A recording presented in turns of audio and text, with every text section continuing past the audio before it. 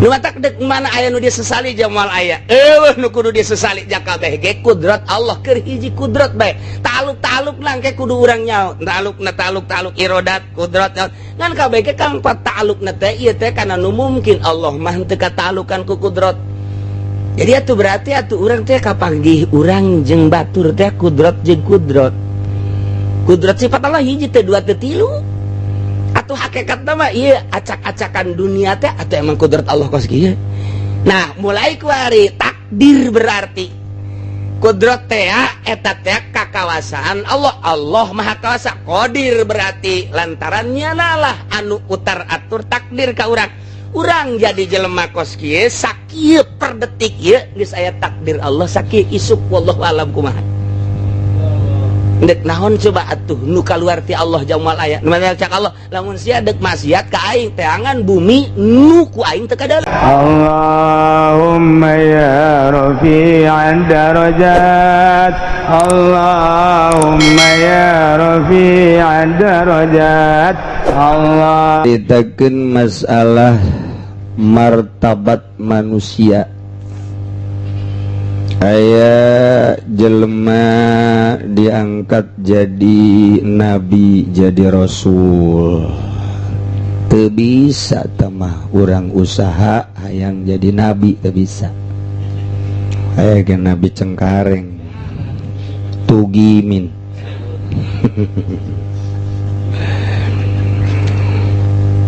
aya jelema diangkat jadi nabi hungkul moal bisa diusaha. Nabi mah langsung pemberian ti Gusti Allah Subhanahu ta'ala.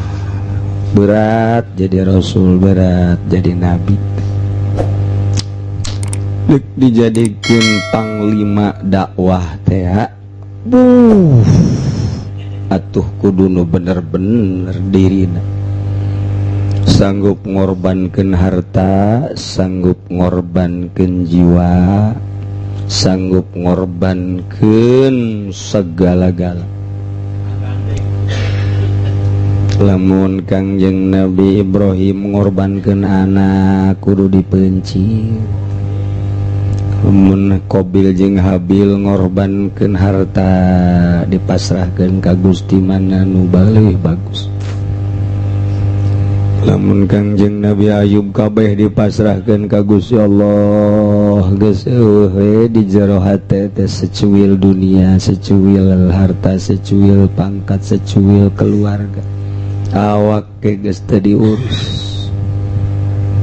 Urang mangurusan harta tinggalin ibadah, urusan anak tinggalin ibadah, urusan pemajikan mana yang kawin deui diurus. Cenah Kangjeng Nabi ge nyandung tuturkeun ku sia nabi atuh ya Kangjeng mah teu aya saeutik-eutik acan tunduk ka pamajikan. Ayo urang mapan urang nu usaha, urang anu mangeangankeun segala, tapi urang pan sieun ka pamajikan. Pan pangblon-blon aja lemah eta. Urang. Tuh Gusti Allah. Dia bisa ngomong ku kumaha. Datang ka ulah di urusan awak, hartina ulah di urusan awak teh ya.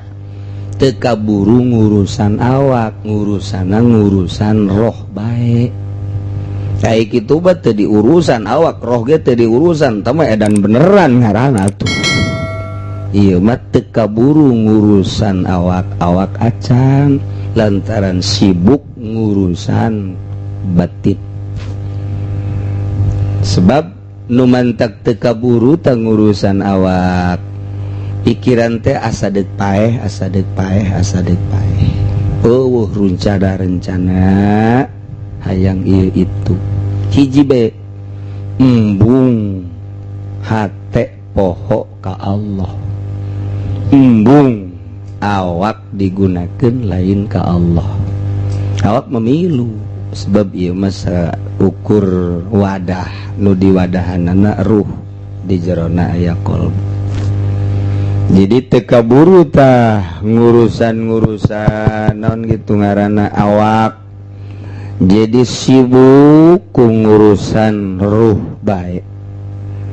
Gitulah cerita-cerita tentang para rasul, para nabi.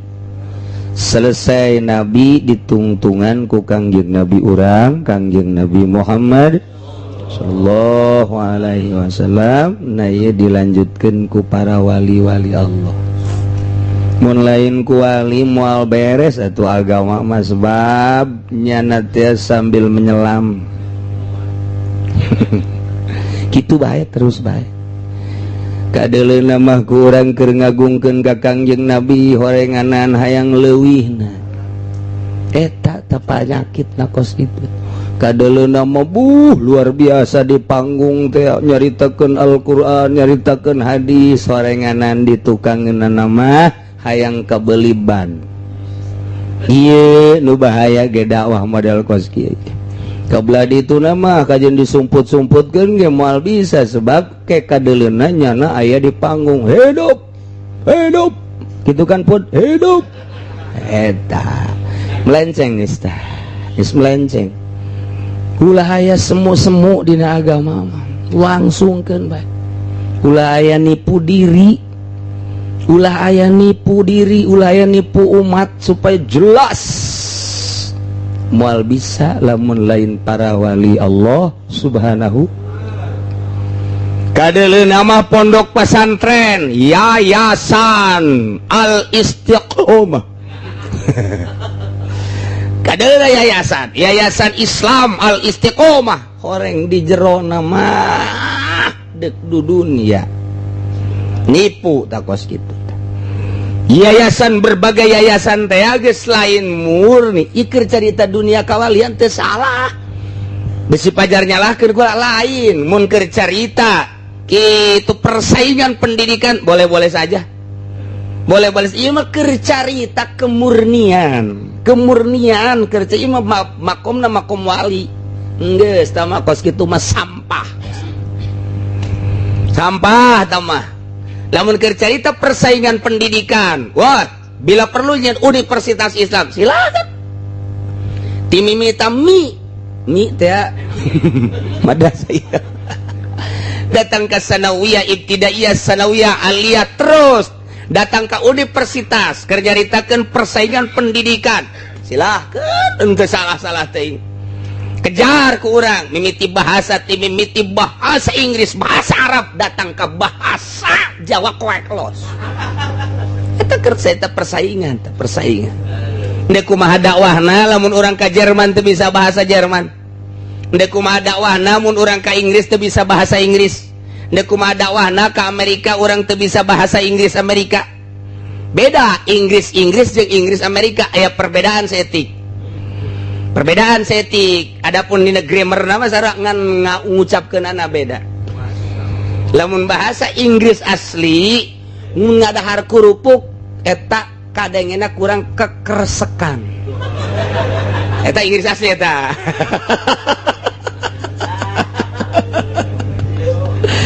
Nah, kuari perkembangan Islam emang kumaha? Urang mangan saukur kitu ti desa ka desa ti kecamatan disebut kurung batokeun. Ningali perkembangan di dunia, kumaha perkembangan Islam di Inggris kuari. Sakitu ditikeman, dibunuh, dipenjara tokoh-tokoh Islam. Ternyata kuari teh kemulusan jeung kaluhuran Islam di Inggris teh geus aya masjid gede luar biasa di tengah-tengah kota Inggris. Di Belanda teh geus aya kuari mah tah. Masya Allah. Di Belanda sarua kejemnya luar biasa tapi terus bae tokoh Islam guaring geus aya majelis taklim di tengah-tengah kitu kota itu Belanda teh Holland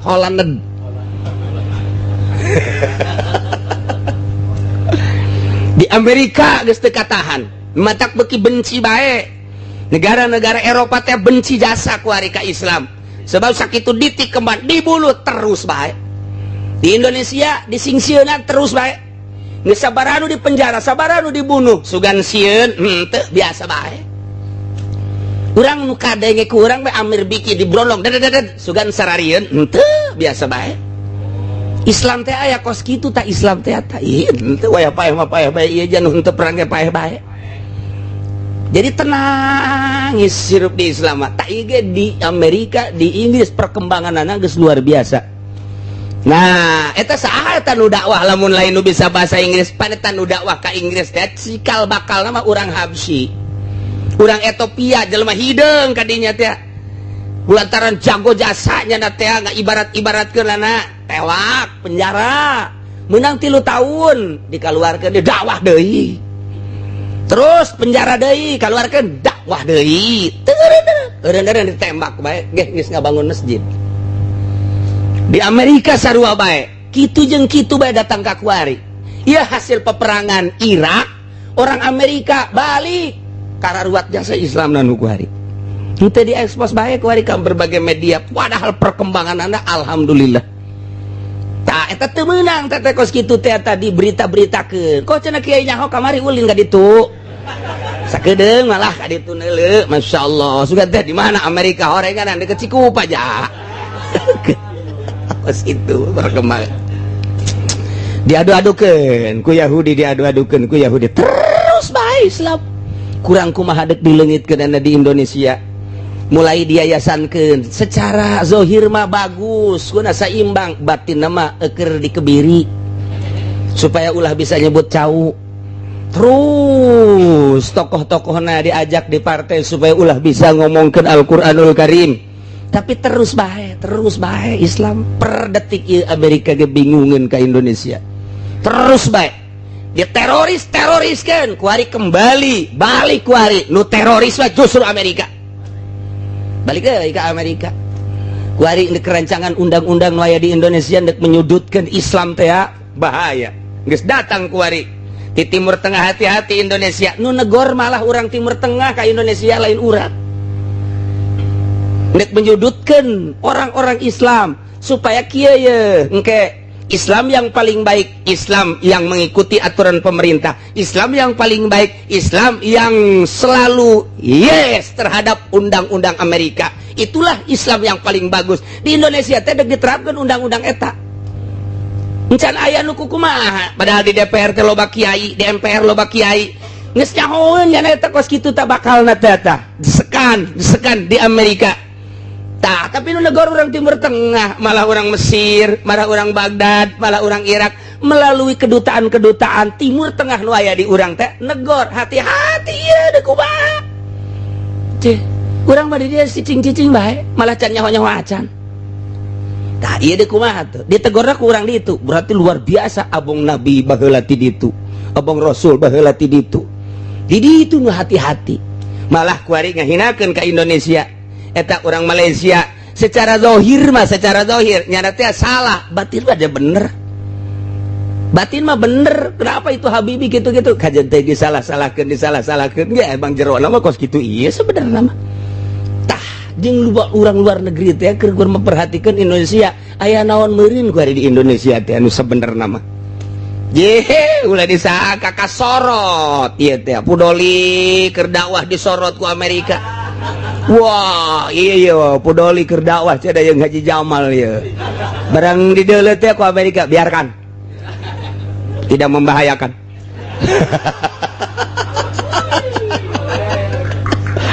Geus kajawa di Amerika teh. Satelit dunia Amerika teh geus dideuleukeun ku ari kang ngising-ngising ka deuleu ku ari. Baheula mah Ki Hasyim Muzadi ngobrol jeung kula. Begitu ngobrol jeung kiai teh mantan kedutaan kitu Qatar Ki Hasyim kula ngobrolkeun nyaritakeun soal kos kitu tah asa percaya teu percaya ternyata kuari membukti nyata. Luar biasa perkembangan teknologi. Terus sieun Islam teu pernah aya biasa bae. Kuari kanyahoan di satelit ya saha nu sok hudang ti peuting kanyahoan. Barang di dalam teh, wah Habib Rozak bangun malam nonton bola. Iya. Kayak wah. Hendak dipresentasikan kekuatan Islam teh melalui zahir heula satelit. Atuh urang mah boga pikiran kos kitu lain kakara kuari ja Amerika maneulekeun meme urang aya kitu hese-hese amat sih. Di satelitan ku Amerika ja teu sieun-sieun acan ja urang mah sieun ge ka Gusti Allah. Ja urang meme aya ge Allah geus jahun geus deulekeun ieu rempan-rempan teuing. Ja atuh ieu mah lain nang hayang urang aya ge nang Allah ngayakeunana. Nang Allah maksa aya sia, nang Allah maksa mondok sia, nang Allah ngayakeun ngaji sia, nang Allah ngayakeun hudang sia, nang Allah setel TV sia, nang Allah. Ya sia-sia amat atuh. Ulah sia-sia biasa bae. Biasa bae. Masya Allah. Nah, iya. Rakaatun min alimin cekeng jeung Nabi sarakaat ti ahli makrifat ka Allah leuwih utama tibatan 1000 rakaat. Onceng. 1000 rakaat datang ke dadas tarang hidung. 1000 rakaat teh lekuk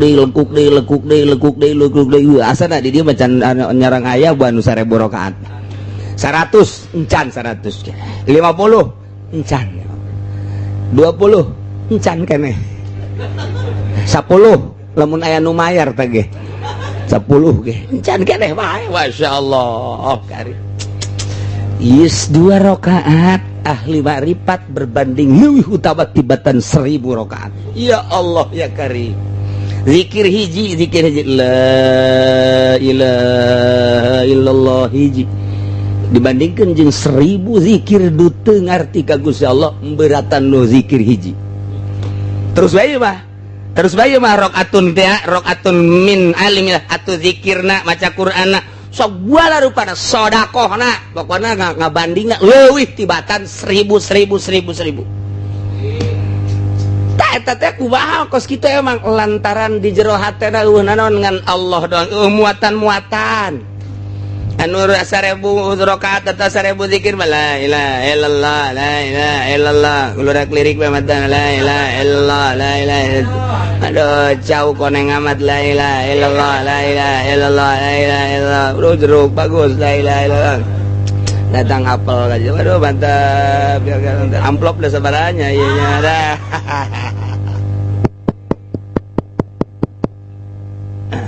amplopna sabaraha aja ke daya tah geus nguji-nguji kau benerkeun coba ieu saha eta tah ye hararese muatan-muatan di jerona hiji Allah bulit Allah teh lain sakadar Allah hehe saya ngabayangkeunana sebab kieu ahli Allah mah lain hartina Allah nempel ngarasa emang kumaha bisa ngarasa saya ti kieu bae langit bumi jeung eusina ayana langit menang kudrat Allah ayana bumi kudrat Allah ayana makhluk-makhluk nang kudrat Allah hirup paeh melalui kudrat Allah sifat Allah teh teu dua teu tilu hiji kudrat Allah teh hiji teu dua teu tilu iradat Allah teh iradat teh hiji teu dua teu tilu ya keur carita hiji behelanan hiji kudrat hiji henteu dua henteu tilu hiji nah kuaris sa dunia ye kudrat Allah teh ngan hiji mun cara listrik mah mun cara listrik nempel kudrat Allah kaki Zaid sabara persen nempel kudrat Allah kaki Umar sabara persen nempel kaki Bakar sabara persen kudrat nu nempel kaki Zaid leuwih gede tibatan nu nempel kaki Umar kudrat nu nempel kaki Umar leuwih gede tibatan kaki Bakar selalu gitu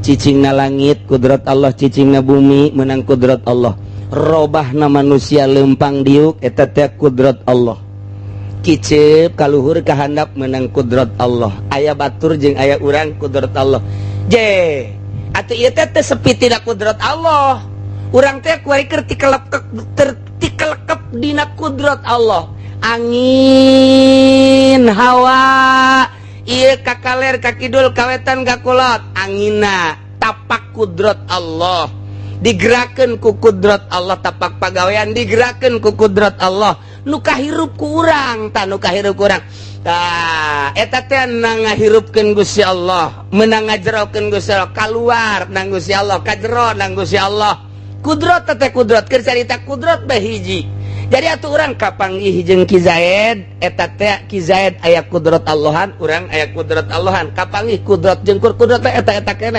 Berarti sarua jeung kapanggih jeung Allah. Kapan kudrat teh sifat Allah, pan sifat mah moal pegat, moal pecat tina zat. Moal pecat tina zat berarti aya kudrat teh aya zat Allahan. Ngan heula moal kaharti zat Allah mun can kaharti sifat. Lantaran dina sifat eta ke bakal nempel dina pagawean Allah. Tapak pagawean Allah teh kasifatan ku kudrat Allah. Nah, zat Allah teh aya nu sabenerna mah di mana ayana? Cak sompralna mah di sia aya Allah. Cak sompralna mah tah di dieu aya kudrat aya Allah. Pan kanyawan aya Allah pan aya kudrat. Jadi urang kapanggih jeung batur teh kapanggih Allah jeung Allah. Darah murtad ya.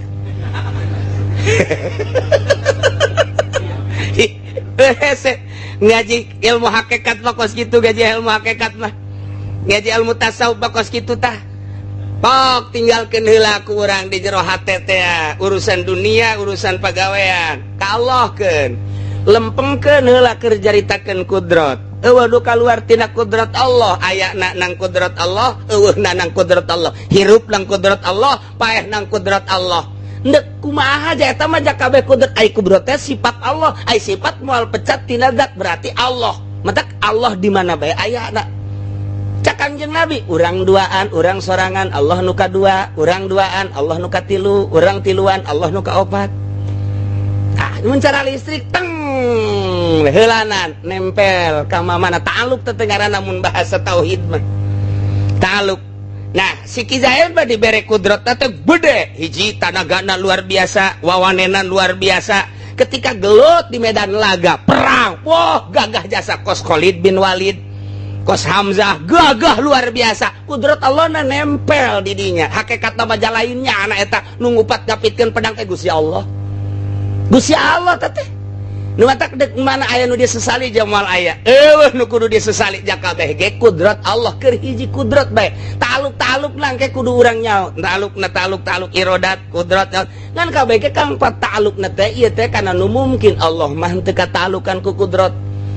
Jadi atuh berarti atuh urang teh kapanggih urang jeung batur teh kudrat jeung kudrat. Kudrat sifat Allah hiji teh dua teh tilu. Atuh hakikat nama iya acak-acakan dunia teh atau emang kudrat Allah kos kieu. Nah, mulai kuari takdir berarti kudrat teh eta teh kakawasaan Allah. Allah Maha Kawasa. Qadir berarti lantarannya lah anu utar atur takdir ka urang. Urang jadi jelema kos kieu sakieu per detik ieu geus aya takdir Allah sakieu isuk wallahu alam kumaha. Dek naon coba atuh nu kaluar ti Allah jamal aya. Mana cak Allah lamun sia dek maksiat ka aing teangan bumi nu ku aing teu kadale. Anu kaluar tina kudrat aing. Los teangan ku sia tuh. Ai sia nu kadu kotok bae mah. Ayo. Dek kumaha coba? Tah. Mulai eta kakarak pembahasan. Jangan subkeunana ieu, jangan subkeunana ka jero hate supaya yakin kumaha. Jangan subkeunana ka jero hate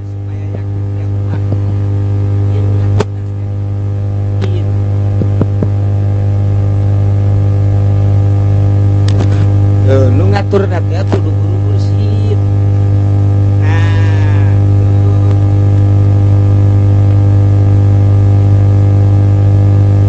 engke moal bisa guru fikih, moal bisa guru alat, moal bisa guru tafsir, moal bisa hiji guru mursyid nu bisa diatur ku guru mursyid. Teu raja, teu rakyat, teu nu sugih, teu nu susah. Heulanan, jas sugih mah sugih bae sanajan jadi wali ge. Susah mah susah bae sanajan teu jadi wali. Nya teu jadi wali nya susah. Pamustungan. Sayyidina Abu Bakar Siddiq sugih wali. Masya Allah. Berbagai-bagai. Syekh Abdul Qadir sugih jasa wali. Wali si Junaid di Cikupanya tuh bukan naon tuh wali rusak jasa pan jawali mah tuh utar atur ruhani atur kolbu saha nu ngaturna ai can bisa kudu aya guruna nu ngabimbing kadeu kurang nyawa ke Bandung dibimbing dia jalan ka dia ya ari karena mah geus dibere ya rute Bandung dek jalan tol ya dek jalan tol Ciawi ka dia dek jalan tol gitu Purwakarta ya dek jalan anu biasa ya geus aya karena nunungtuna eueuh bisa-bisa lain ka Bandung asana ya bakal lain nggak jebur di Yogyakarta asana tah sadeu nunungtun aya nunungtun mah pangeunana teh dia ya ka dia sanajan tenang bae ulah kebaula kenceng-kenceng naik mobilna teh di rest area eureun ngopi heula nah jeung geus jahoin nunungtuna lah sepira Bandung geus kauji ku jana bakal datang dah heula ngabaso heula geus tenang heula nya geus tah dadahar di dinya ngabaso segala rupa ya ke tenang heula aing deuki heula beres kiri oh bae nya tinggalnya anu mayar bantah teh eta teh Bandung teh gitu kudu jahoeun ka Allah ka dia saat nyahoan lain ahli fikih mutar atau zahir iyalah guru mursyidnya nu nyahoeun sebab nyana geus garasakeun akhirat nyana mah jasad di dunia ieu golbuda geus aya di sorga di akhirat jadi nyana teh nu nungtun sebab janana geus aya di akhirat geus ketika cak nyana ulah ka dinya tah mah proposal haram moal datang sia aing ge datang tanpa proposal gitu wah solah dibere onam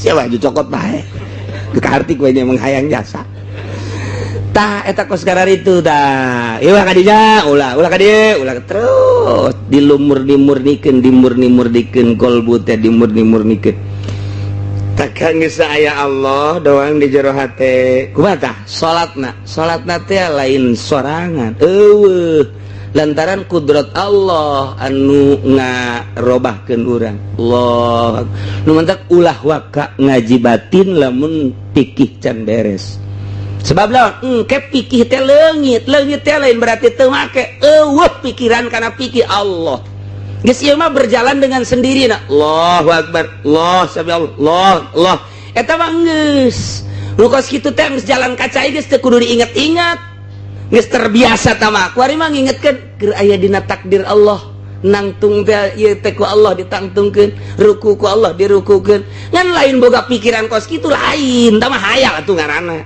perasaan nyana geus lain nyana nu salat Allah bae Allah nu mantak kun Allah teh dibikeun ka nyana subhanallazi biyadihi malakutu kulli syai'in wa ilaihi idza arada Allah syai'an ayaqula lahu kun fayakun cak Allah kulantar sia atuh geus aya aing kun aing dibikeun ka sia nu mantak sakecap nyata wali mah aya nu ngangsongkeun kalapa kiai cenah setiap aya cai aya laukan coba ieu kalapa beulah ku sia betok di jeron cak aing betok lantaran geus jamung ti Gusti Allah ka dieu beulah ku sia beulah aya betokan jerona atuh lamun urang bisa kos kitu moal mancing-mancing geus beri belahan bae geus ku urang mah dijualan pan blon eta eta kos kitu ya kiai lantaran sakecap jata jasa ieu naon nu diomongkeun percis jasa lah coba ku aing diisin-isin ieu wali ya kiai ya aya jawara bangke ucing diteudeun dihandap dikubur kemudian dicayan di rata-rata undang kiaina pertanyaan eta kiai coba eta tadi dihandap sama kiai naon eta di jerona buka begitu dibuka oh maruh moe kieu mah jeung base di jerona belut ye cak eta cak jawara kaisinan ieu kiai kaisinan buka cak jalan geus kieu isin ieu kiai barang dibuka teh belut beneran pan bangke ucing jadi belut sakecap nyata kun aing dibikeun ka sia cak sompralna helanan ieu mah hayang naon sia matak wali mah tuh lamun hayang sugih atuh mantep jasanya nama bisa jasa ngan nyana geus teu hayangeun geus kitu justru sugih teh ngahalang-halang tuh ya nah ieu asal geus datang ka perasaan geus kitu rakaatun sarakaat min alimin billah afdalu min alfi rakaat in jahilin sebab dah atuh jana mah leumpangna geus jeung Allah bae jadi innallaha ma'ana geus karasa ti dirina boga rasa geus jeung Allah bae mantap jana tilok loba salatna tilok loba mantap beusi di lemur kiai tilok loba salat eta meureun jadi jana ngarasakeun nikmat cicing tilok robah ngeunaheun robah teh berubah ke perasaan batin cicing nikmat teh keur nikmat teh keur jeung Allah mun nangkarak mun nangkub cicing nikmat perasaan jeung Allah. Ini saya jaritakeunana tah mah urang menyaritakeun nikmat urusan perasaan ka Gusti Allah hese ngomongkeunana sebab hese nyaritakeunana lain dahareun lain inuman perasaan tah mah tak ieulah jelema geus jadi ahli Allah model kos kitu nya nama cicing neulekeun kanu zikir neulekeun kanu salat geus aya nyebutkeun ambrang mah tuh henteu ngan keun bae ngan encan datang kanyahoan kenu datang maka jahoan tah iraqatun min alimin billah afdalu min alfiraqatin min jahilin billah. Tah kumaha engke tahapan-tahapanana manusia teh dibere tahapanana ku Gusti Allah sesuai jeung batinna disesuaikeun jeung batin tahapanana datang ka mana di dinya tahapanana datang kadinya didinya batin datang kadinya didinya mulyana batin datang kadinya didinya mulyana nu mantak teu bisa kuari diulah-ulah Muhammadiyah ngaulah-ulah menghormati ulama sebab manusia takut musyrik moal bisa lantaran jelema dimulyakeun ku jelema teh aya batinan anu hese dibahas aya kolbu, aya ruhani sir nu hese dibahas hese tama ngabahas eta mah tita ulah dihormat ge ka Kangjeng Nabi geus ulah cium tangan jasa rua manusia teu bisa tetep bae sieun bae hebah bae ka sahabat ulah menuhankan manusia teu bisa lain nuhankeun urang teh luluh sorangan nang Gusti Allah sebab nyana boga darajat nyana boga makom didinya nyana aya makomna urang henteu dititah ieu ku sasage titah cium tangan urang nah hayang cium tangan sorangan teu dititah kudu menghormati bila perlu mah sujud mun dimeunangkeun ngan teu meunang ulah sabenerna mah cium tangan ge ulah komo ruku jeung sujud mah tah haram murtad ngan teu karasaeun nyanana sebab nyana teh ieu keur ngabuktikeun martabat si eta jelema menang Gusti Allah disesuaikan jeung martabatna jelema teh ngahormat teh aya Allahan di jerona tah lamun Muhammadiyah ku urang dicaritakeun kos kitu kakarak nyai-nyayan ya lain nyarita jalan lain ngahormat ka jelemana ngahormat ka ruhna teh geus Allah-Allahan bae ngan hese nyaritakeunana Allah ngaloyogkeun seperti kitu teu bisa diulah-ulah teu bisa dikondisikeun teu bisa bae tah mah dikondisikan supaya kabeh carium tangan embung hate embung mah awas hati-hati itu aya jelema gede di itunya aya bupati urang kudu cium tangan kabehan urang tita cium tangan ka bupati jadi najis Allahan aya ge korupsina di jerona tapi aya jelema ahli Allah teu dititah deui nyana daek cium tangan nyana daek diparentah nyana daek ku maula lain ka nyana mah sapira nyana mandi ge tilok sapiranya anak jelema cumplang-campling cuman ruhanina aya Allahan sedangkan urang kapan nyembah ka Gusti Allah sujud ka Gusti Allah ieu jelema deukeut ka Gusti Allah di jerona aya Allahan teu karasa urang teh ngahormat ka nyana jalain ka jelemana aya nu dikandung di jetah martabat eta teh dibuktikan ti jelema-jelema mbak lamun aya jelema norekat guruna nganyahokeun si eta rada jadi norekatna aya tanda ngan mah dicaritakeun lamun aya jelema norekat melalui menuju hakikat jadi ka henteu atuh kajahoan aya tandaan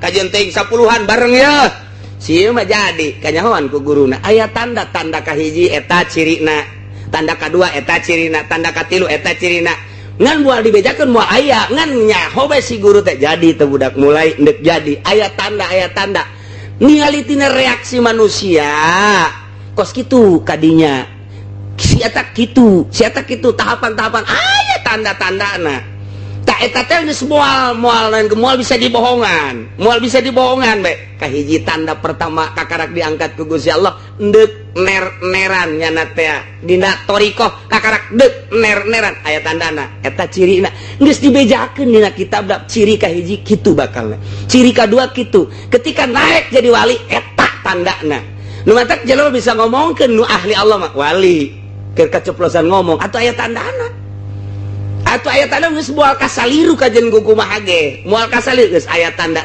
9 tanda kewalian aya di jelema memeh diangkat jadi wali nah kakaraknyana mulai dek susulukan bae ge geus lain deui dina larangan-larangan akunyana dijauhan perintah-perintahna kumanehana dilaksanakeun bari ikhlasna geus ayaan lain deui engke lain deui jasa tanda kahiji eta encan jadi wali kakarak dek mengarahna lempeng mengarah dek lempeng sulukna masih kena jauh kene geus aya bakalna reaksi geus aya reaksi teu bisa dibobodo jeung teu bisa dikondisikeun kos kitu bae ke tahap kadua ke tahap katilu kakarak mulai dek naik kanyaoan terus ka ditu da makom ieu kanyaoan mantep nyaraho wali situ wali pancena layari pul wali ilal wali berarti sieta ngomongkeun itu wali nyana ge wali ulah loba omong siapa-siapa bae sebab dicaritakeun ge moal ka harti aya Allahan di jerona geus datang ka mana tatah kagedean Allah nu aya di jero hate manehanana kagedean Allah kamulusan Allah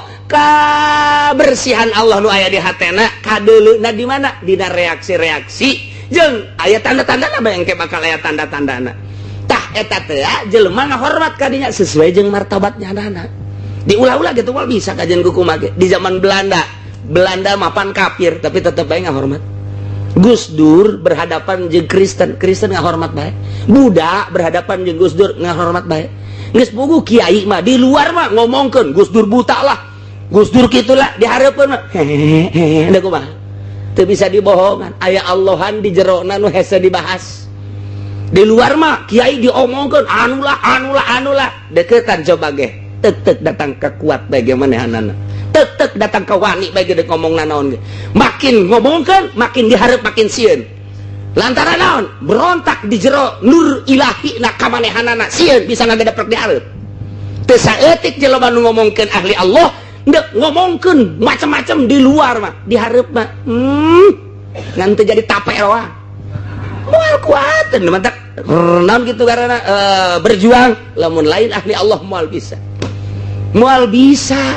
di luar diomongkeun bae ku saha bae diomongkeun harepan moal bisa kumaha teu kudu ngomong ahli Allah mah nur ilahina nu berontak jara diberesieun teh lah nu mata kafir teh diberesieun ka Gus kafir teh diberesieun ka Kangjeng Nabi kafir teh musuh diberesieun ka para sahabat kafir teh ngan saukur 3.000 Khalid bin Walid ngalawan 70.000 menang jauh seadag-adag sabaraha persentasena tapi menang perangna kunaon eta diberesieun kafir datang balik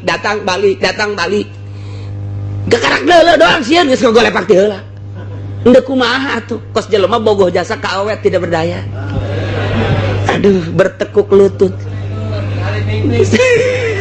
kuat jasa apapun kepunyaanku akan kuberikan kepadamu aduh hatiku luluh di hadapanmu eta kos gitu ya sinar ilahi nur ilahi itu menang macam-macam sebab nyanana geus disogok moal bisa komoleutik geus da dibere sakitu bae teh dibere sakitu bae nyana mah ieu diomongkeun tilok ngomongkeun deui dibenduan tilok bendu deui deuk kumaha atuh dibere sakitu teh dibere sakitu lantaran nyana geus pake konsep Allah jamere teh lain jam nyana nu untung nu mere geus kitu bae teh hese jadina geus dibere sakitu teh dibere teu ngomongkeun hese atuh kajen gogoma ge di luar ngomongkeun sadadak hareupan tek datang kawani ngomong bagi nyanana teh nyaona naon nyanana mah cuma naon nur ilahi nu berontak ngancam ka dirina nu mantap aya bae istilah katulah eta bahasa katulah teh eta sing hade dan Allah eta teh kos kitu teh ngan engke si jelemana dibere pirasat ku Gusti Allah pirasat jelema mukmin wali teh leuwih naon gitu karena tajem tibatan pedang leuwih seukeut tibatan pedang ayo omah irama mah lain lidah itu sangat tajam tajamlah lebih dari pedang eta mah kamakola Kiai Haji Roma Irama nah ieu mah nur ilahi hese geus tah ieu geus kos kitu tah rakaatun sarakat min alimin billah afdalu min alfi rakaat geus hese tah tandingna sebab nya mah teu keur salat Allah geus teu maelunya nama urusan zahir mah teu kaburueun hiji bae besi leupas ti Allah. Tah mantap urang nyaho bae jelema bodoh mah paeh teh paeh bae, jelema pinter rek pinter ka Allah mal aya paehna nya nama sebab keur hirupna ge teu eureun-eureun ka Gusti Allah. Paeh so teh zahirna doang, roh nama Allah-Allahan bae terus teu paeh. Ahli Allah mah ngan pindah doang sebab keur hirupna ge Allah-Allahan bae. Nu bodoh mah paeh teh modar, tapi ahli Allah mah paeh teh jasadna hungkul, roh nama tetep Allah Allah Allah Allah Allah. Bisa ku urang dihadiahan ya Sultan Aulia Allah Syekh Muhyiddin Abdul Qadir Al-Jailani datang. Aya naon sia Syekh Abdul Qadir? Emang orang mana Abdul Qadir orang pondok tukang lauk bisa hadir. Syekh Maulana Hasanuddin teu paraeh henteu jelema. Kayak tempatna khusus, tempat para wali Allah, tempat para solihin khusus, tempat para ulama khusus, tempatkeun ku Gusti Allah roh teh tempat-tempat mah. Nah, nu kakalayangan ka mancanagara ieulah jelema nu diangkat jadi wali Allah. Hayang ka mana bae? Nu mantak ka Mekah, ih ka pagi. Tuh.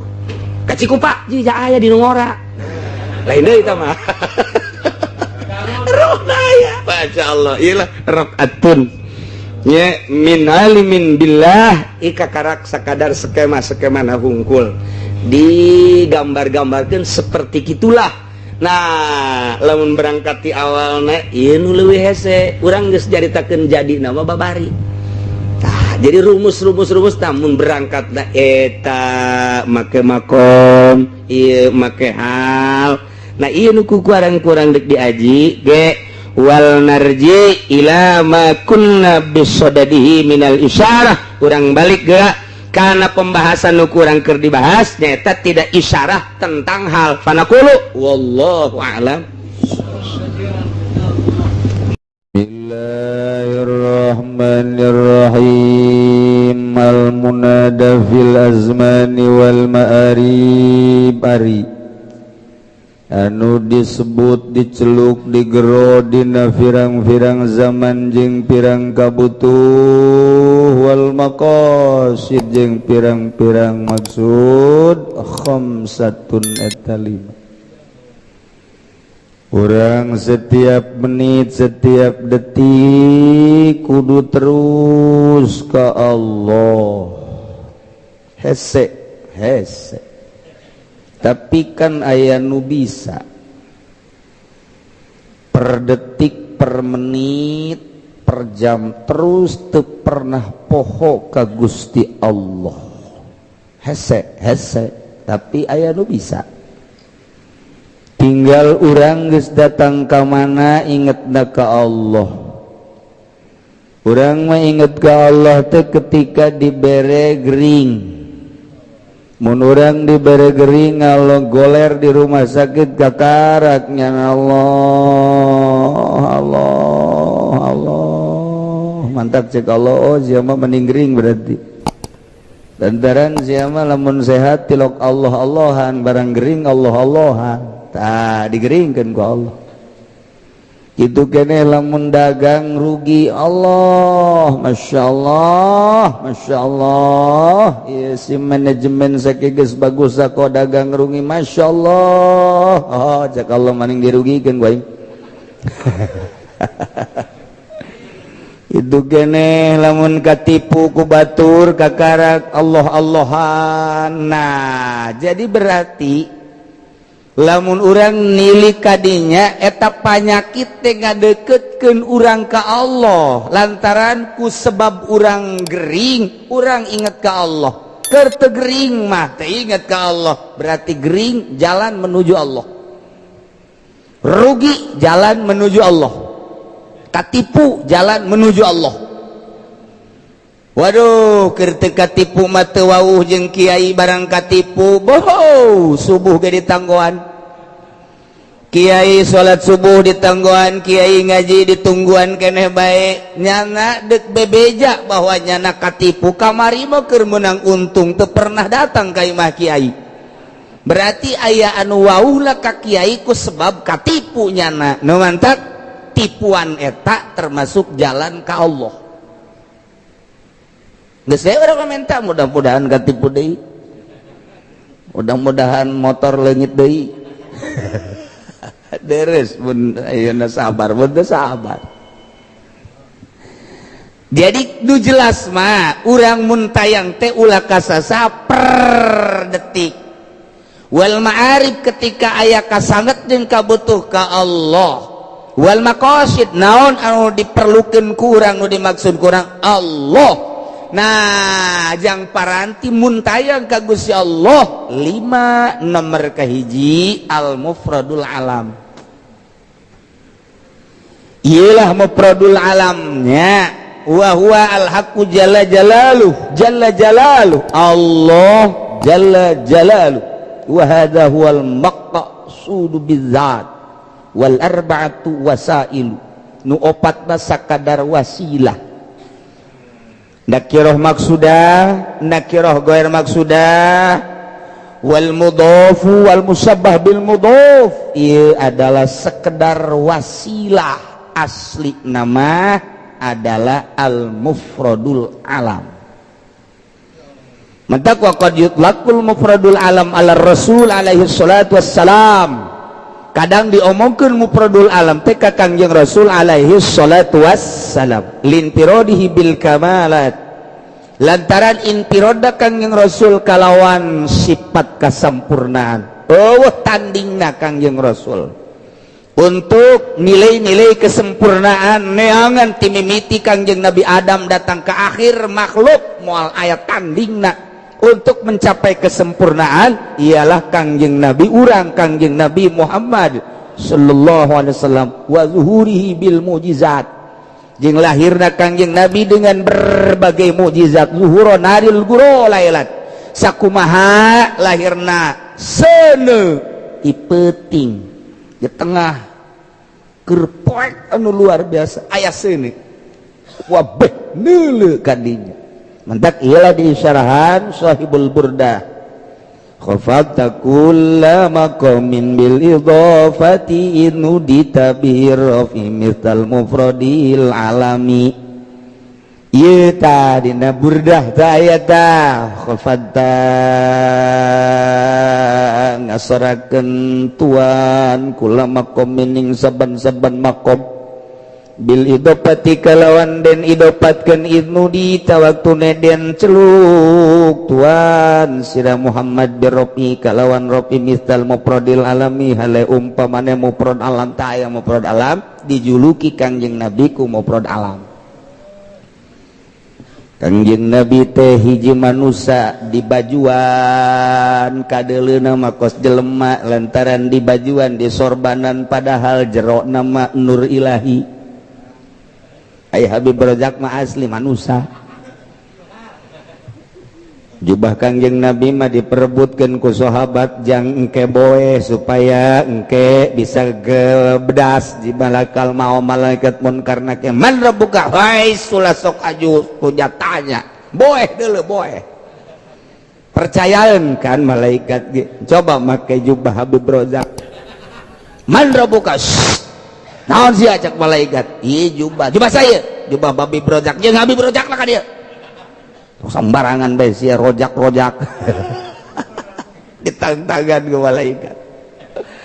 Ya Allah ya Rabbi teh Kangjeng Nabi teh di sorbanan di jubahan di sarungan zahir nama padahal nur ilahi anu Kangjeng Nabi mah hampang Kangjeng Nabi mah berbuktina subhanalladzi asra minal masjidil haram ilal masjidil aqsa hiber Kangjeng Nabi ti masjidil haram ka masjidil aqsa ti masjidil aqsa langsung naik ka sidratil muntaha malaikat Jibril ge geus teu bisaeun nganter Kangjeng Nabi ku luhur-luhurna pangkat Kangjeng Nabi teu bisaeun kekeh Kangjeng Nabi teh ngajak malaikat Jibril mahnya Jibril aya kudu ditinggalkeun mah pantadina ge anjeun nu ngajak kaula mahnya ayeuna teu nganter cek malaikat Jibril hampura Muhammad geus lain wilayah ieu mah kan wilayah Jaki Tangerang mah geus lain wilayah ampura cek malaikat Jibril kula mah datang ka dieu doang ante ieu mah hayu urang naik bae sakira-kira malaikat Jibril ngalengkahkeun ka wilayah batur bakal kabeulem tutung malaikat Jibril ai lain wilayah nama teu bisaeun malaikat Jibril ge tapi Kangjeng Nabi mah nyulucus bae ka luhur ngadadahan malaikat Jibril Jibril dadah eleh malaikat Jibril ku Kangjeng Nabi masyaallah naik Kangjeng Nabi mah terus langsung pendak sareng Gusti ieu keur carita sompralna walaupun teu meunang Kangjeng Nabi dicaritakeun pendak jeung Gusti kanu bodoh mah lantaran besi engke pajar teh aduh hareup sedangkeun pan Gusti mah tempat janu ngabutuhkeun ka tempat mah makhluk satungtu ngabutuhkeun kana tempat ihtiyaj jelema nu ihtiyaj berarti dhaif lemah atuh mun Allah ngabutuhkeun tempat atuh Allah lemah puguh tempat lagi nyieun Allah geus eta teh meunang dicaritakeun teh mah kos kitu mah hanya makom-makom tertentu lah nu nyaritakeun bahwa Kangjeng Nabi muajah jeung Gusti bahwa Kangjeng Nabi Musa alaihissalam muajah mukalamah jeung Gusti mun dicaritakeun cara mukalamahna teu nyaritakeun Kangjeng Nabi Musa ge mun nyaritakeun Kangjeng Nabi mukalamah jeung Gusti Allah muajah teu nyaritakeun muajahna nu penting mah oleh-oleh ti Gusti Allah salat 5 waktu sakitu bae geus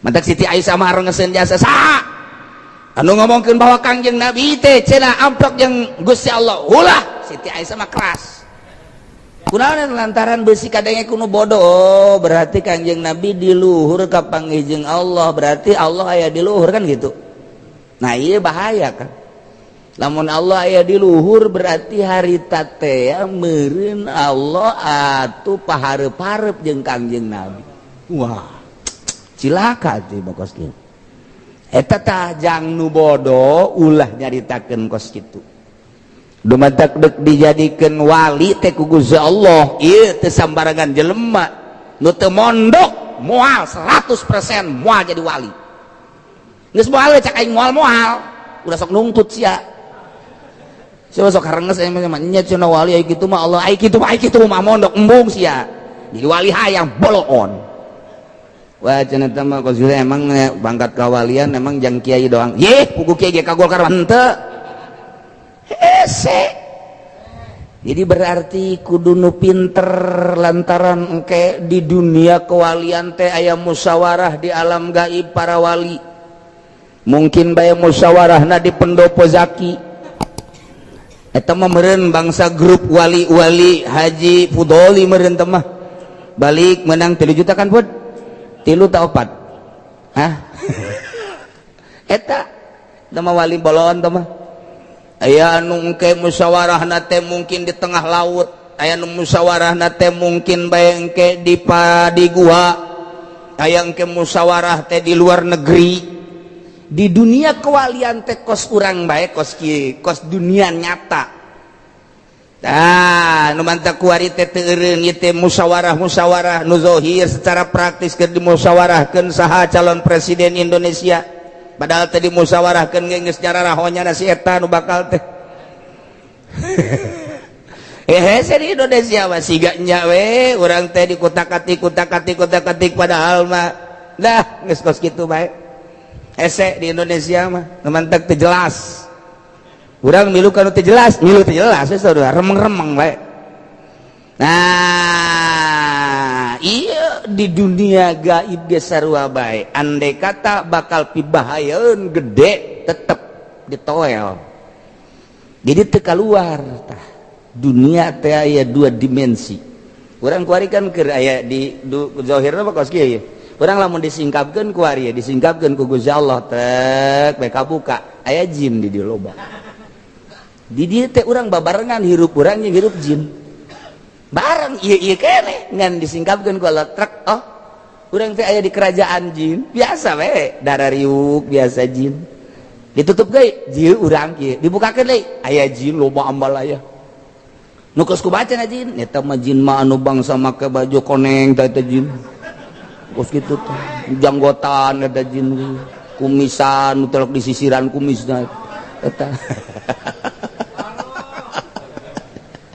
tutup deui, oh dunia urang deui tuh kan pas kitu teh da urang kuari urang kan dibuka ditutup hijab urang hate urang ketika hate urang dibukakeun trak bakal kabayang sesuai jeung pangkatna manehanana aya anu diinkisapkeun ku Gusti Allah teh langit kahiji aya nu diinkisapkeun langit kadua aya nu diinkisapkeun katilu aya nu sidratil muntaha diinkisapkeun ku Gusti Allah ih atuh tah mah rahasia Allah tah mah nu kos kitu mah kumaha kaluhuran pangkatna jadi urang ditutup deui biasa deui ketika dibuka diinkisapkeun kadeuleu eta mah geus kos kitu bae urangna urang keneh tetapi ieu teh ku Allah aya disingkapkeun aya ditutupkeun aya disingkapkeun aya ditutupkeun kuari rada lalaunan we heulanan urang lalaunan tatadina henteu nyaho rukun wudu kuari jadi nyaho rudu urang kan jadi rapih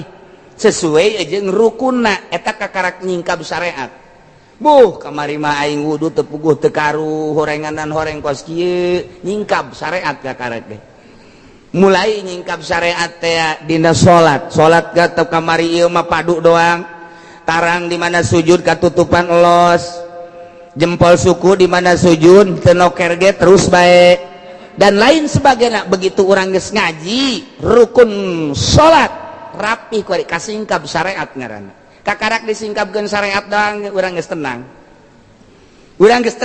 pede urang asup ka masjid teh melangkah dengan pasti Masya Allah dek nangtung belah mana bae dek dideleukeun ku saha bae aing akur jeung syariat Allahu Akbar mantep dideleukeun aing jariat geus aya di dada aing heuy samarukna kumaha deleukeun ku si aing sujud aing ruku aing dan lain sebagainya tegep jasa Allahu Akbar sami Allahu liman hamidah weh mantap jasa ya padahal di jero batin nama yang kalem bagus kan sholat aing udang-udang lagi gede kan weh mantap jasa nyoba aing bagus kan aing sanajan teu ka Irak ya bajuna memake kan weh kan eta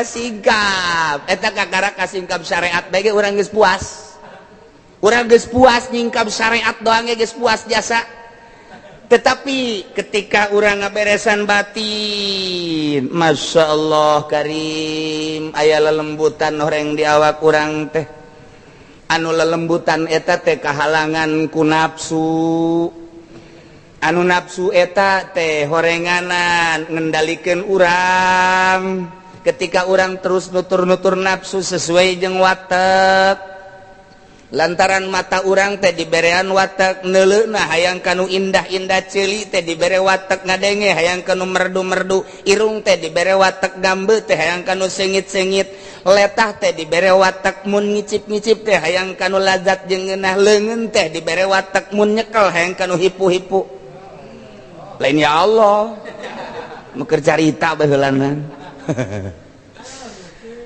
suku teh ngawatak kabeh ngawatak satungtung urang nuturkeun watak eta berarti ngahayukeun nafsu moal kasingkap batin urang datang ka paeh moal kajen kumaha kudu kumaha tuh kudu dikhorikeun rusakeun mata urang kudu dirusak ulah supaya neuleuh kanu indah-indah pereumkeun mata teh ketika neuleuh nu indah mimitian carana kumaha carana make aturan syariat ulah dideleukeun kanu diharamkeun ku Gusti Allah ulah didegekeun kanu diharamkeun ku Gusti Allah ulah diambekeun kanu diharamkeun ku Gusti Allah sebab di dinya lah aya kalazatan sesuai jeung watak kuari kurang dipaksa nafsu kurang dikendalikeun ketika aya awewe peureum cak nafsu kudaon peureum hidung benar cak nafsu bentar coba gua bentar deuleu aya awewe kok teu peureum hook putih Lampung gede adat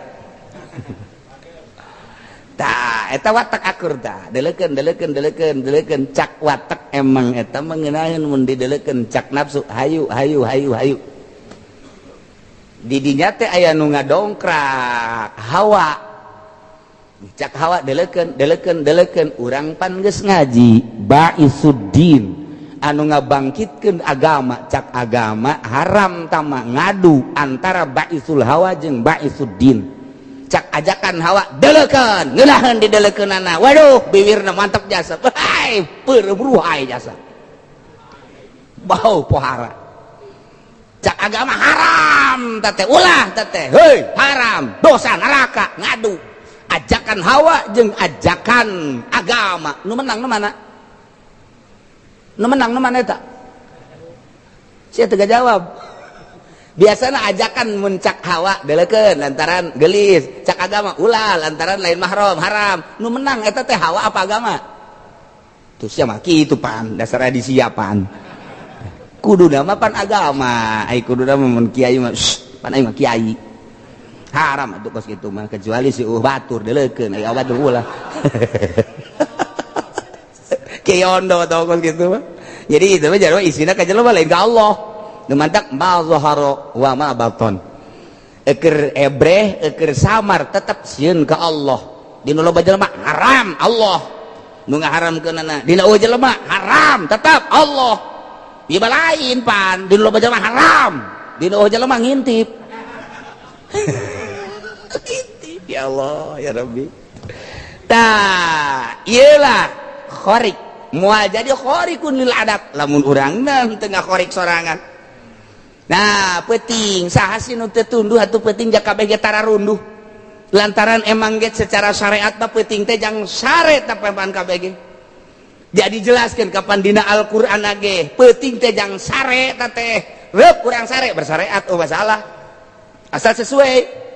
Tetapi kapan urang mah hayang deukeut jeung Gusti Allah tatajafa junubuhum anil madaji' yad'una rabbahum khaufan wa tama'a wa mimma razaqnahum yunfiqun. Ku urang teh adi teu usap ieu teh anggal-anggal aing lain teh cinta jeung tersep ka sia ngahaja sia teh nang meuli jang aing. Kasur aing teh lain terindu kasia tapi rindu aing kasia mantak dibeli ge ieu teh jang sare simbut atuh sia teh beuh lain lalagaan ku aing ngahaja nang meuli tapi naon hartina lamun nuturkeun sia bae mah nafsu aing teh hayang kasia tapi aing leuwih cinta ka Gusti Allah jadi isuk page toge aing bakal ngagoler di beuteung kuburan lamun aing ngagugulung sia bae pan aing rugi tatajafa junubuh merenggang awakna ngajauhan anggal jeung kasur hampura anggal anil madaji aduna rabbahum salat nyana ka Allah khaufan sieun ceurik nyana tengah peuting wa tamaa boga harepan hayang rahmat Gusti Allah ditinggalkeun bae tempat sare teh geus we nyana mah sajadah nu geus sataun teu disusuh-susuh teh geus pohara deh ambeuna ge geus lain lalagaan tah bapana bentek Allahu akbar. Cak setan teh cak setan hawa bari numpakan setan numpakan hawa kiai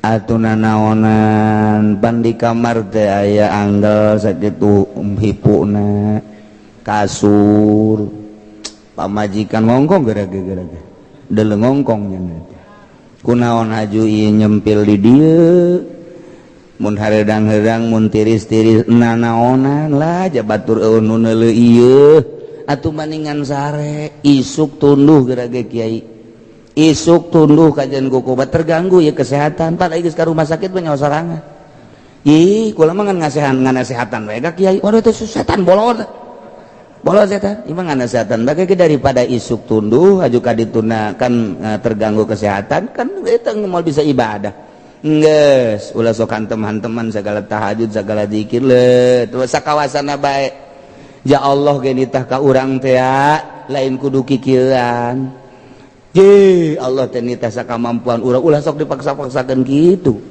urang haje tergiur tah ku rayuan setan bener oge nya tuh aduh da naonan kikieuan atuh yo teu mendingan hees bae ke subuh hudang ulah loba teuing tahajud mah ulah loba teuing geus cukup 2 rakaat geus cukup teu kudu zikir-zikir teu kudu geus bersaneat ge ka sorga ieu wah mantep jasa geus asal kagoda urang ku setan ngaringkuk deui tapi lamun cak urang tolol sia goblok sia nu goblok sia setan teh sia lu goblok ngagoda aing ya tuh kiai teh tolol kudu ninggalkeun tempat sare sia bener nu goblok tungtungna mah kiai jeung kiai ngomong setruk stres kana cak pamajikan kok kiai jadi kiai ya salah kiai jadi kiai wah ya kudu bakal grogol ieu ya teu kudu diomongkeun seakan-akan seperti kitu paksa ku urang mata nundutan urang carekan mata goblok sia mata teu bisa dibawa ibadah awas sia ku aing dibebaskeun ka cai sia ku aing bila perlu kopi ya cak mata boleh oge sih aja ngarokok tapi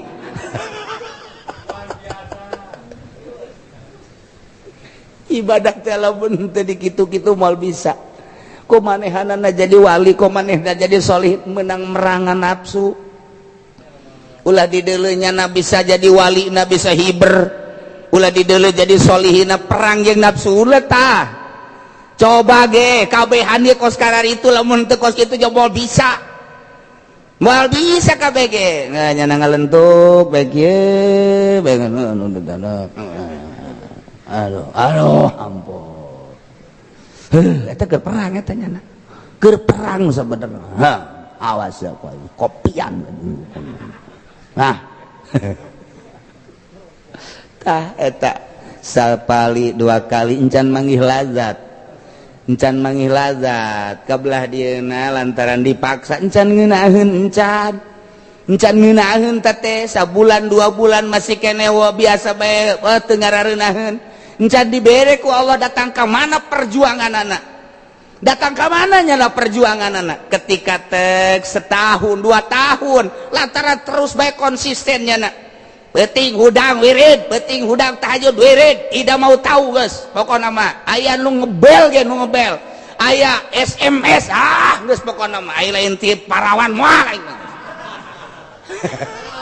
masih nyempilkeun kana bae teh moal tolol angel teh mah jadi wali teh mah ya penting geus pepegatan nya asal penting mah geus sape segala teu aing mah geus ka Allah paksa awak dikaallahkeun paksa dikaallahkeun Allah kan selalu mere innallaha la yughayyiru ma bi anfusihim hatta yughayyiru ma innallaha la yughayyiru ma bi qaumin hatta yughayyiru bi anfusihim moal ngarobah kecuali nya anu ngarobah mantap cek Abdul Qadir man ghayyara ghayyiru sajalaba nu ngarobah dirobah ku Allah kurang dirobah pikiran urang di kunaon-kunaon sia awak kunaon resep ka motor goblok tolol sia kunaon resep ka mobil ka Allah atuh boloon sia tolol sia kunaon atuh ieu resep ka janda herang goblok tolol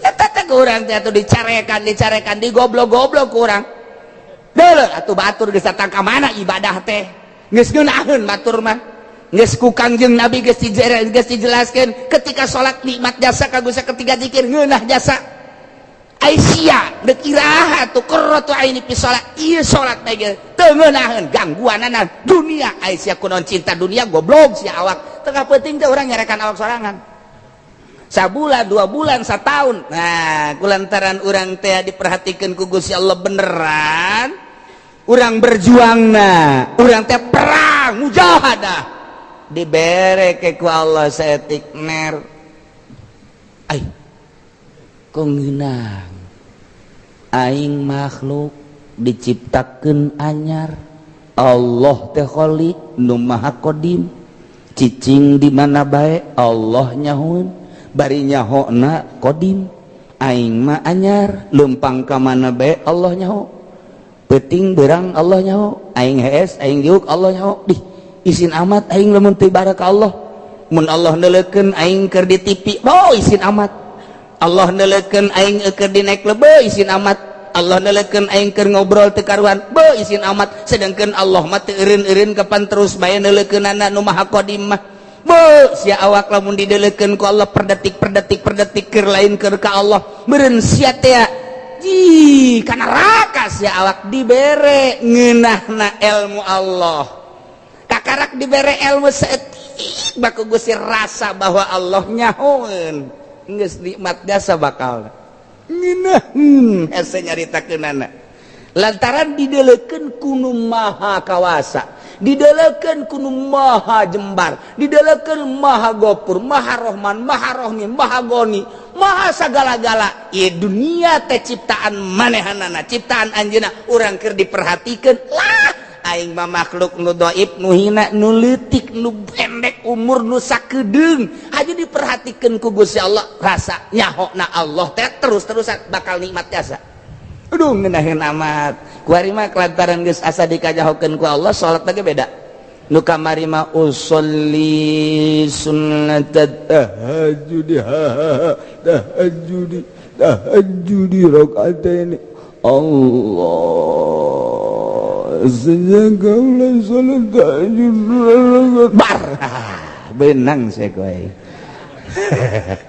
lantaran jauh kanjeng Allah make syariat per bulan datang ke Allah teh asa nganyahokeun ka urang nangtung aing dikanyahokeun diuk aing dikanyahokeun di atuh salat aing teh pandang ti Allah Allah teh geus nganyahokeun ka aing atuh geus malaekos kitu Allahu akbar masyaallah ngeunaheun Allah sami Allah ngeunaheun ketika deuk geussan teh ta urang geus beres salat tahajud haju ngedeng dina anggal ke ji Allah nyahoeun aing ngedeng isin amat aing didelekeun ku Allah dikanyahokeun hudang deui kajen aing mah kajen teuing nundutan bari diuk lah daripada aing ngedeng isin jasa cak Gusti Allah sia hees eta dia anggal ngeuneunahan isuk pageto di jero kuburan mah anggal deuk nanaonan sia kudu sare di anggal nu bagus bayangkeun hirup sia bayangkeun ke sia di jero kuburan kuari make kasur anu bagus nanahonan atuh sia bayangkeun hirup sia bada maot sia di jero kuburan boro-boro kasur puguh samake eueuh bayangkeun ku sia kahirupan anu qaditu selanjutnya lamun sia kuari ngeuneunahan di dituna moal ngeunah mun kuarina sia teu ngeuneunahan di dituna bakal ngeunah lantaran kahirupan di akhirat mah kumaha kuarina lamun kuarina urang teh loba sieun di ditu bakal aman lamun kuarina loba aman di ditu bakal sieun sok sia awak aman henteu kuari sia lamun kuari ngarasa aman di ditu bakal sieun mun kuari loba sieun di ditu bakal aman aduh geus moal bisa hees urang nikmat tapi ngeunaheun masyaallah nya kulantaran dibere saeutik dimangpaatkeun terus ka Gusti Allah oh beneran berarti sia tambah deui kuari asa didelekeun tadi asa dikanyahokeun kuari ngojai di ilmu Allah bentah asa aya ilmu Allah peureum asa aya ilmu Allah percis kos urang di laut mun urang ngojai haju kelem di laut teh bentah gigir katuhu kaleus sekelilingna cai kabeh ieu ge sarua urang seakan-akan ngojai dina ilmu Allah kaluhur ka handap ilmu Allah bae jadi dikanyahokeun ku Allah ditambah deui ku ningalina Allah dikanyahokeun deui ditambah deui ku arina ayeuna ku basir Allah ilmu Allah dan lain-lain ku kadengean ngadengena Allah geus asa jeung Allah bae ieu teh ya aslina Kangjeng Nabi nu kos kitu teh Kangjeng Nabi nu mantak Kangjeng Nabi bae mufrad alam seakan-akan ngan hiji dirina teh nyatu jeung Gusti Allah Kangjeng Nabi teh nu kos kitu mah nu mantak ieu tah bahasana khafadta anjeun ngahandapkeun Muhammad kula makomin kana seluruh makom eueuh makom nu bisa ngaluhuran ka anjeun saha bae ge boro-boro nu ngaran manusia cacak-cacak malaikat rajana malaikat ge Jibril teh geus tinggalin ku anjeun khafadta ya Muhammad bil idopati disuman dedehkeun ka anjeun mah numahi anjeun teh lantaran nu dita karena anjeun mah diceluk digerokeun biropi kalawan luhur langsung ku Gusti Allah jadi ente mah Muhammad mislal mufradil alam percis mufrad alam jadi ngahiji jeung Gusti Allah urang mun bahasa ngahiji jeung nu bodoh teu meunang kulantaran ieu mah keur nyaritakeun ilmu kawalian ngahiji teh pan hese ngahiji mah ngahiji rasa adapun urangna jeung Gusti Allah moal bisa lantaran urang mah makhluk Allah mah khaliq urang mah anyar Allah mah qadim manya makhluk jeung khaliq bisa ngahiji tapi kulantaran pikiran terlalu cinta terhadap sarwiti sehingga seakan-akan menyatu dengan sarwiti. Kabeh kadaleuna sarwiti bae. Aya naon bae sarwiti, aya naon bae sarwiti. Teu dahar teu nginum inget bae ka sarwiti, teu make calana ngagayot inget ka sarwiti. Nyana sarwiti bae eta ngaranna mabok sarwiti. Disebut majnun sarwiti, disebut majnun Laila, kuari majnun Allah, khariqun lil adat. Geus cenah seuri sorangan bae. Seuri bae sorangan, senyum bae sorangan. Besing ke urang manggih nu seuri sorangan, senyum sorangan, gagerogol. Lain deui. Perasaannya na keur jeung Gusti Allah, mufrad alam. Nah, iyalah orang muntayang deui iwal tika mufrad alam yakni Gusti Allah subhanahu wa ta'ala. Ulah kasasaha ka Allah bae, asal boga keyakinan diatur keyakinan orang teh. Urang kuari kakara keyakinan ka syariat, urang makom syariat. Lamun urang geus pindah makomna di makom toriko geus melalui yakin toriko. Urang geus datang ka hakikat, engke ge keyakinan urang keyakinan hakikat. Moal bisa keyakinan hakikat dihijikeun jeung keyakinan syariat moal bisa. Jadi berarti beda makom. Nu mantak antepkeun bae. Moal ngahiji moal nyana di makom itu apeng-apengan. Nu mantak ketika aya khariqun lil adat, seseorang ulah dituturkeun lamun bertentangan jeung syariat sebab urang mah makom syariat. Mantak eta aya jelema anu heranan ka Habib Lutfi. Kiai Saroni heranan ka Habib Lutfi, heran cak kana ieu. Habib Lutfi tilok salat. Tilok salat Habib Lutfi mah. Sakapeung waktu kadeuleut tilok salat. Mantak nyana namu magrib gadinya. Terus bae di jero hatena, kok Habib ini enggak salat, magrib juga enggak salat. Dicoba ku Habib Lutfi. Kiai, coba tolong tuh ambilkan asbak saya di kamar. Cokot ku Kiai Saroni di jero kamar. Habib Lutfi keur salat. Allahu Akbar. Ai tadi nu di luar saha? Itu di jero saha teu kahartieun ku Saroni cek pan ieu teh Habib Lutfi keur salat. Allahu Akbar. Nya nyokot asbak ge sieun jurig teh asli tah eta kan hese eta kos kitu kaluar deui mau asbak Habib Lutfi keur ngarokok bae tuturkeun ku sia ngarokok Habib Lutfi sia ujana moal salat Habib Lutfi ka sorga teh sia bangke ka neraka jahanam sia je mah kumaha ulah dituturkeun wayah urang salat mah salat bae moal datang kos Habib Ahmad Jakarta teh. Habib Ahmad Jakarta pan Kangjeng Nabi Qadir teh bisa didadak. Bisa dipanggil, bisa didadak jangan mah. Ya, Nabi Allah Qadir alaihissalam ta'al. Hina. Wah, Kangjeng Nabi Qadir, kadir sakedeung aya perlu. Haju bae, tangkal buah nu dihareupeun nya wor kos aya angin gitu teh. Bret datang. Kangjeng Nabi Qadir teh biasa sasalaman bebeja dan ya sudah cukup kaluhur deui. Ente ge coba ge kitu kan. Coba ge ente deui mah. Wahai Qadir, saya ada perlu wor tangkal buah ente ge kitu bakalna. Kunti anak do datang. Jadi lah udah cerita makom kos lalagaan, wali teh kos lalagaan. Kos lalagaan tapi nyata. Nah, nu mantak hese lamun nuturkeun zahirna bae loba nu katolojok jeung wali mah. Lantaran kadang-kadang nu dituturkeun daharna bae, kadang-kadang ngarokona bae. Horenganan eta nu zahir nu eta anu hiji deuna di mana? Moal kaharti ku eta. Atuh kos kitu amat, emang kos kitulah kahirupan para wali-wali Allah Subhanahu wa taala. Urang kuari bisa zarak ka Maulana Hasanuddin, henteu amprok bae jeung Maulana Hasanuddin ketika amprok jeung Maulana Hasanuddin wallahu alam. Boro-boro dibere Maulana Hasanuddin kakarak dibere Gus Dur bae urang teu kaharti. Dibere Gus Dur bae geus teu kaharti, lalagaan luar biasa pan. Gus Dur mah sering lalagaan biasa. Eta pan inget dina anekdotna Presiden Bill Clinton teh ka Indonesia mau anjing. Pan eta pan lamun kurang di naon kitu ngaranna diperhatikeun hayang seurina aya. Tapi kagetna aya. Eta nu di kapal teh kan loba lah. Nu di kapal, naik kapal Bill Clinton, naik kapal Presiden Prancis, naik kapal Gus Dur, naik kapal pan seserian gak lamun diperhatikan ku orang. Begitu digaluarkeun lengan Bill Clinton, oh ini Amerika. Cek Gus Dur kok ketahuan Amerika? Ini patung Liberty kan kepegang sama sana. Oh iya betul. Cek Presiden Prancis, wah ini Prancis. Emang kenapa? ini Tugu ada kekedat. Oh benar cek Gus Dur. Tinggal Gus Dur mikiran baik. Oh ini Tanah Abang ceknya. Cek Bill Clinton, kok tahu ini Tanah Abang Gus? Jam saya hilang. Sial dah Gus Dur.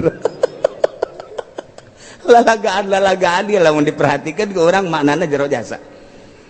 Ketika Gus Dur carita jeung Bill Clinton carita jeung Presiden Castro dan lain sebagainya, pimaknaeunana mengarah kana kewalian kabeh.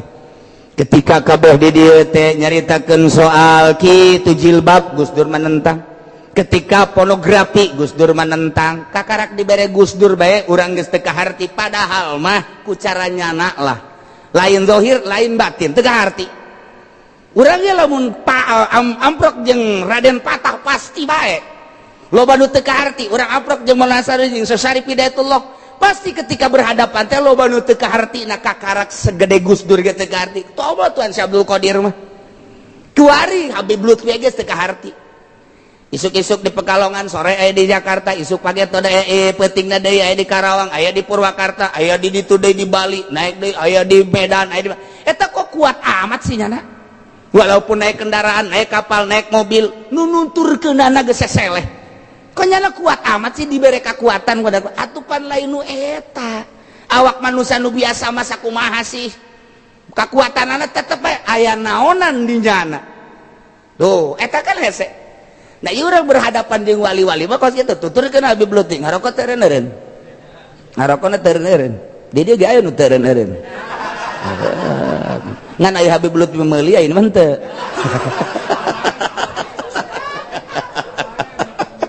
Aduh, Masya Allah. Yo kan, itu sega harti emang kumaha gitu. Ulah neule teu kahartina, nu kahartina bae. Nu kaharti da bae. Sebab diperhatikan ku orang ahli Allah loba nu teu kaharti. Barengan ge coba ahli Allah loba nu teu kaharti. Ketika nu teu kaharti, sing hade ulah suudzon ka ahli Allah mah. Sebab naon nyana keur aya nu disumputkeun di jero hatena ma'rifatullah wa rasul. Marifat ke Allah nu disumputkan sebab lamunnya ada selalu kos kitu bae waduh ujianna dilaletakan ku jelema. Jadi ketika aya nu teu percaya lain kiai tama lain wali nya nama bungaheun. Urang mah pan tama lain kiai tolol sia deuk sagede kumaha kiaina. Goblok pan lain kiai teu kadeuleuh ku sia. Masyaallah ieu aing kiai ieu tolol. Urang mah ngaku jadi kiai teh. Wali bah ketika di lain-lain ki alhamdulillah teu kanyahoan berarti di lain wali alhamdulillah aing teu kanyahoan. Tah ketika teu kanyahoan pangkat teh nuhun aya urang mah diorbitkeun kalau Anda mau ketemu dengan saya nih kartu saya. Waduh Habib Rozak Al-Habsyi ahli ruhani boloon ahli ruhani. Udah tanda orang eta dek datang ke mana jadi taken ruhani itu menang di gitu-gitu ruhani mah jangke ke kajahoan luhur jeung handap mah ieu mah kartu nama make ahli ruhani segala berarti meureun tadina nyana edan gua dicager ieu salah lain kitu hayuh bae jeung ahli ruhani mah engke ge kabawa urang ku ahli ruhani mah urang tadina teu nyaho ka Allah jadi nyaho tadina teu sieun ka Allah jadi sieun tadina kurang cinta ka Allah jadi cinta eta dibawa ku ruhani seorang guru. Ya urang nuturkeun ka guruna mah moal bisa lantaran naon? Lantaran aya kahirupan di dunia luar. Anu urang mah neuleuh daharna, nginumna, sarena, leuleumpanganana di luar eta nya per detik zikir ka Gusti Allah nu make aturan eta nu hesena. Jadi urang mah neuleuh teh zahirna bae. Nah, engke bae karasa dibawa ku kahirupan wali. Nu tatadina teu nyaho ka Allah jadi nyaho tatadina teu sieun jadi sieun tatadina teu cinta jadi cinta nu tatadina henteu resep ibadah jadi resep eta teh kabawa ku dunia kawalian seseorang geus bae eta rasakeun ku urang lantaran urang mah ngudag pagaweanna mah hese. Nah ieu lah disebut mufrad alam jang pamuntayangan ka Gusti Allah nu sakumaha kamari urang nganyahokeun heula sifatna nganyahokeun heula asmana kanyahoan sifat jeung asma bakal timbul afalna di mana geus kanyahoan asma sifat jeung afal bakal timbul zat lantaran moal kaluar sifat tina zat hese diomongkeunana ngan pasti kaharti nu mantak disebut lagi ilmu rasa kadeuleu rasa kadenge, rasa didele, rasa didenge, rasa dikajahokeun. Lamun geus timbul dibere rasa kos kitu, geus moal salempang ka mangge sirup kumaha geus nikmat nu aya. Ibadah teh ngeunaheun biasa. Mun ngadenge nu maca Quran lain nu dihartikeun makhrajna, nu kadenge makhrajna suara lain. Tetapi dibalik eta aya kaindahan nu hese dicaritakeunana nu ngeunaheunana sabulu-bulu. Eta mah geus hese caritaanana. Nah, disingkapkeun lah mun geus datang ka dinya ku Gusti Allah saeutik. Ketika neuleuh jelema kadang disingkapkeun trek, oh ketika neuleuh masjid disingkapkeun trek, oh henteu selalu ngan kadang-kadang ku Allah disingkapkeun inkisab ngaranna. Iyalah hasil mujahadah mun tayang ka Gusti Allah diberelah ku Allah. Kok dibere kos kitu seh? Lamun Kangjeng Rasul dibere kekuatan mukjizat, lamun wali dibere kekuatan karomah. Naon? Supaya mantep keyakinanna ka Gusti Allah. Mun ulama dibere maunah supaya naon? Istiqomah ibadah ka Gusti Allah.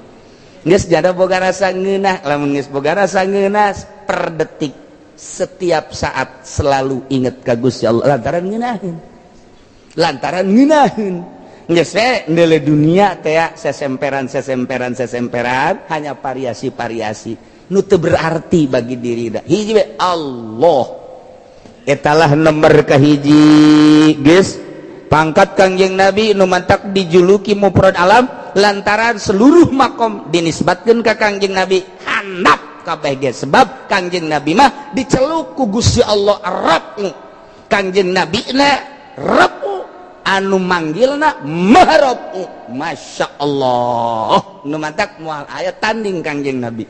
Urang ngadeukeutan Kangjeng Nabi bakal deket jeung Allah. Fattabi'uni yuhibbukumullah. Qul in kuntum tuhibbunallaha fattabi'uni yuhibbukumullah. Cintakeun ka kaula, Allah bakal cinta ka maneh. Ai hayang cinta ka Allah maca shalawat tirok boloon.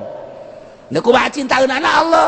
Kunaon sih haju ka aing maca ka Allah tuh Rasul aing pansia nyaho salat ti Rasul aing. Pansia nyaho haji ti Rasul aing atuh ka Rasul aing bae sia mun tayang maksudna wasilahan. Lobakeun maca shalawat. Qul bejakeun in kuntum tuhibbunallah mun anjeun cinta ka Allah fattabi'uni yuhibbukumullah. Tuturkeun kaula engke ge bakal dipake ka cinta. Cintakeun ka Kangjeng Nabi, lobakeun maca shalawat, Allah bakal cinta. Wallahu a'lam.